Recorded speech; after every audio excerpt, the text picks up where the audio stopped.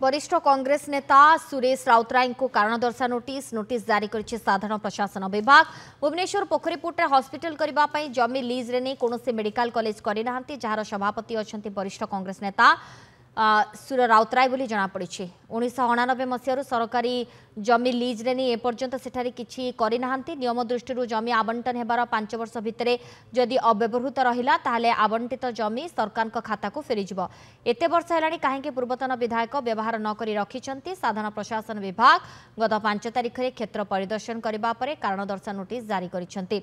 15 दिन भितर कारण दर्शा नोटिस जवाब दाखल लगी दिया जायछि निर्देश। धार्य समय जवाब दाखल न कले कार्यानुष्ठान ग्रहण कराजिबो बोली साधारण प्रशासन नोटिस रे उल्लेख करिछि। दृष्टि आकर्षण कर जनसाधारण हे जनसाधारण केते अन्याय करुछि सरकार।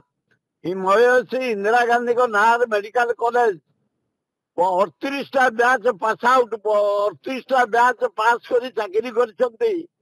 परमिशन देलेनी गवर्नमेंट ऑफ इंडिया दिए माने परमिशन सीसीआईएम दिए Tirupati department government of India से कहले इंदिरा गांधी ना काटी दियो तुमको आम परमिशन दबु मु काटबिनी सेमती रही से रही आयुर्वेदिक कॉलेज मेडिकल मेडिकल चली आमर जोग चली परमिशन देना से कॉलेज बंद अच्छी आमर अन्य सबू चली किंतु जानी शुणिकी मत धमकई मत ये करने हारास करने कॉलेज को नोटिस आम छाड़ार ना आम जीव हाइकोर्ट सुप्रीमकोर्ट जो कोर्ट पर्यंत जीव किसी खातिर ना थोड़ा अन्याय करुँच।